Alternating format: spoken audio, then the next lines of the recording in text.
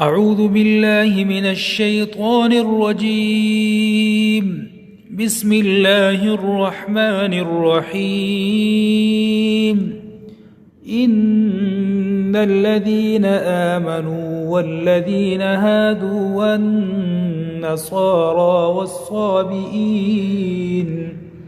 والصابئين من آمن بالله واليوم الآخر وعمل صالحا فلهم أجرهم عند ربهم ولا خوف عليهم ولا هم يحزنون. وإذ أخذنا ميثاقكم ورفعنا فوقكم الطور خذوا ما آتيناكم بقوة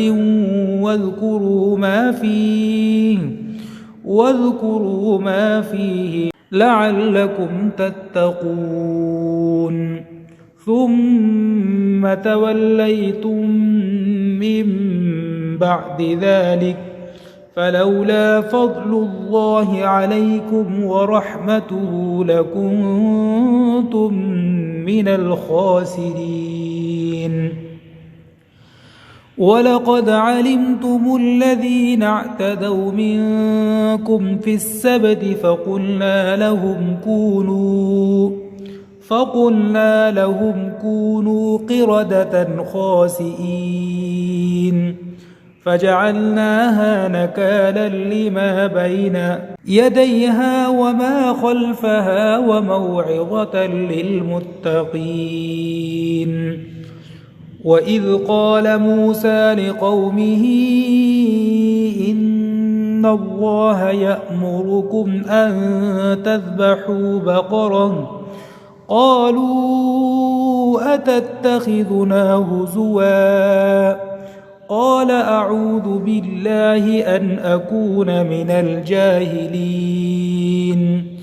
قالوا ادع لنا ربك يبين لنا ما هي قال إنه يقول إنها بقرة لا فارض ولا بكر عوان بين ذلك فافعلوا ما تؤمرون. قالوا ادع لنا ربك يبين لنا ما لونها قال إنه يقول إنها بقرة صفراء فاقع لونها تسر الناظرين. قالوا ادع لنا ربك يبين لنا ما هي إن البقرة شابه علينا وإنا إن شاء الله لمهتدون. قال إنه يقول إنها بقرة لا ذلول تثير الأرض ولا تسقي الحرث مسلمة لا شية فيها. قالوا الآن جئت بالحق فذبحوها وما كادوا يفعلون. صدق الله العظيم.